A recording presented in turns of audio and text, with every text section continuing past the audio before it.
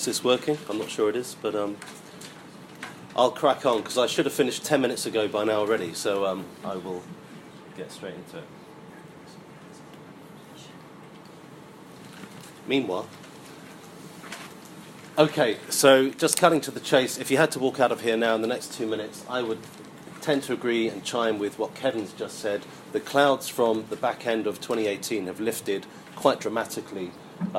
The tilt by central banks, the PBOC, the Fed, the ECB, have really given markets a lift. I think it was far too bearish at the back end of last year, and it's a very curious time. You know, working in a semi-liquid asset class like high yield, you do tend to get periods of the year where you get some outrageous price action, and we did see that definitely in the last 6 weeks of the year. Some of it was valid. Quite a few companies disappointed. You had some shockingly poor data out of Europe.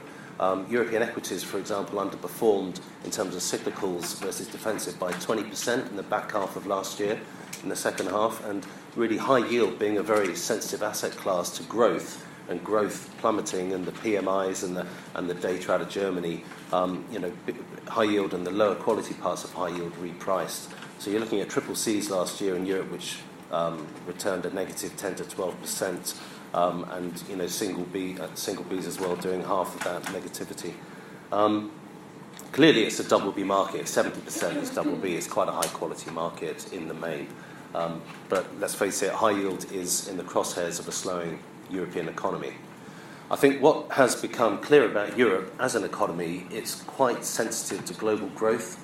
It's got quite a high beta, so if you look at 2017 and global growth surprise to the upside, Europe outperformed, and equally when that reversed in 2018 and global growth slowed sharply, and China as well, with also the, if you like, the issues of car sales in Europe, which is a major part of the German economy slowing dramatically.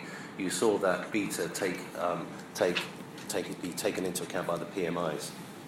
So growth has slowed globally, as we know. The Fed's gone on pause. Europe's sclerotic here. We're looking probably at recessions, technical recessions in Italy, France possibly, Germany's just holding its head above the water, and the data's going to be quite poor probably for the next 2 or 3 months still. But personally, I think that's already in the price. I think the market's already discounted that. We know that. And as we look forwards, we've probably got TLTROs being talked about, being rolled over by the ECB instead of being pulled for the banks, which will be helpful. We're now, clearly the Fed's paused, as I said, and we're looking at possibly a trade deal being announced, which is pretty self-serving between the Chinese and the US because, Trump's got 2 years before the next election. They want that trade deal. So I expect odds are that they'll come up with something. And clearly, as a central case in terms of Brexit, it's still not priced in terms of that tail event. But if there's some sort of sensible outcome on Brexit, that's a pretty green light. Clouds continue to lift in terms of these events, and they crystallise, and that gives a green light for markets to push on. Just looking backwards, this data is backwards looking, but what I'm trying to suggest here is that the cohort of European high-yield companies are coming from a relatively strong place fundamentally. You can see leverage on the top left ticking up, but coming from a good place. Interest coverage top right, which is key. A lot of companies have termed out debt. The cost of debt's pretty low. It's meaningfully got lower over the last several years as rates have been on the floor, and that's a big help to a lot of these companies. Revenue growth has stalled. Fair enough, we know the macro story, and margins have rolled over, but it's not coming from an egregious place. This is more forward-looking. This probably predicts a pickup in defaults in 12 months hence. You can see, as we've, on the left chart, as the orange line goes above, that's a bit of tightening. I think markets have already discounted this, but without doubt, defaults are picking up, and Moody's, for instance, have already forecast a pickup in defaults to sort of 3% in Europe this year. JP are going for sort of nearer 2%, and that's coming off a floor of 1% last year. Quick sense check of where we are. It's never the same cohort. Over 5 years, the mix of the companies in European high yield changes. Back in the late 90s, it was embryonic. It's only really, I guess, matured in the last 10 years in terms of quantum and dispersion of companies and sectors and geographies. But what you're looking at here is a credit rating that's never really been higher. It's double B. and the average spread is around, it's about 450 today, 460, depending on the index.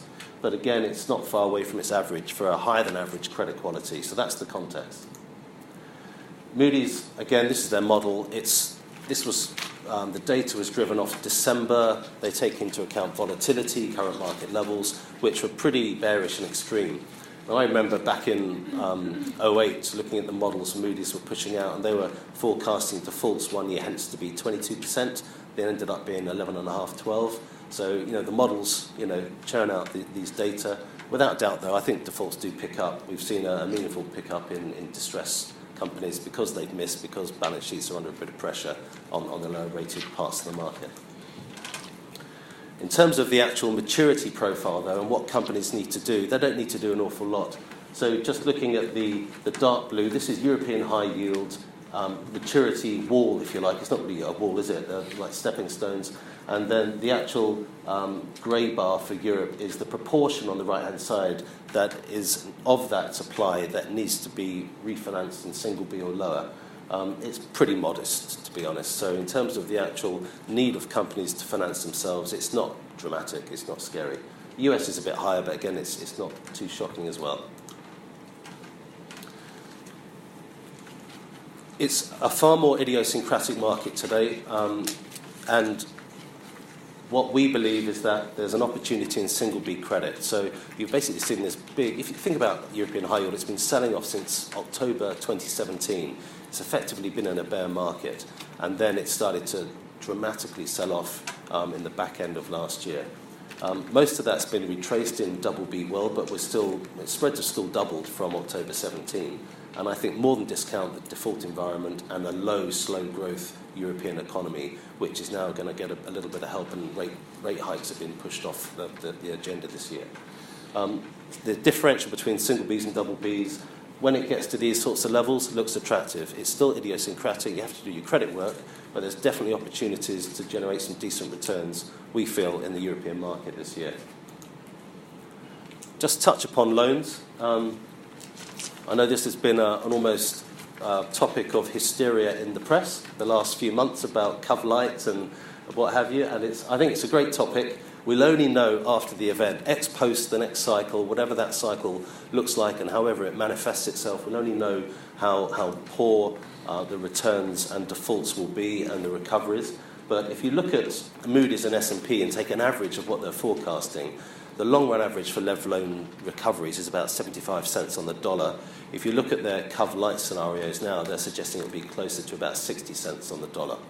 The top left bar, you can see, this data the last few years, it's a low default world. The number of incidents, examples of default are quite low. Asset prices are high.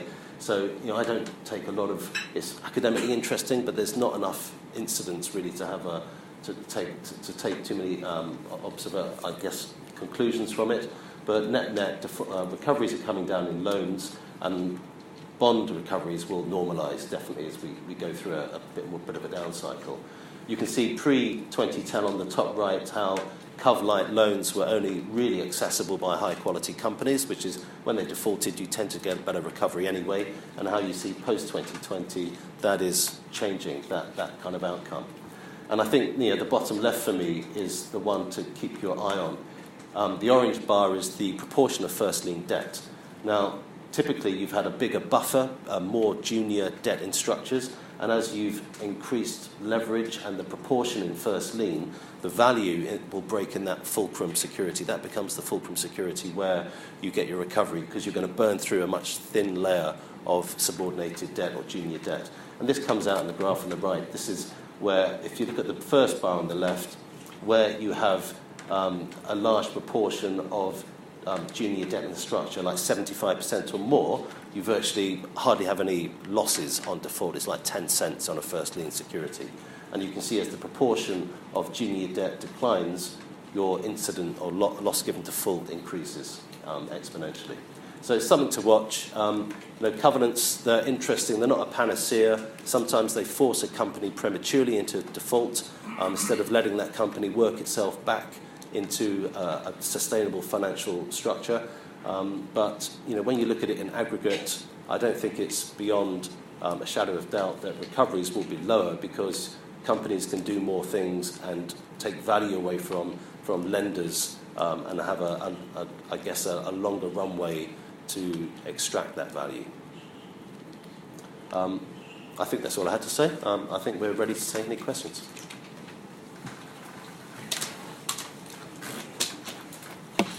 Okay, so thanks, gents. So we can see that there are still sweet spots available for investors in the fixed income asset class. Hopefully, Luke, Stephen and Kevin have managed to provide you with an overview of where these are to be found.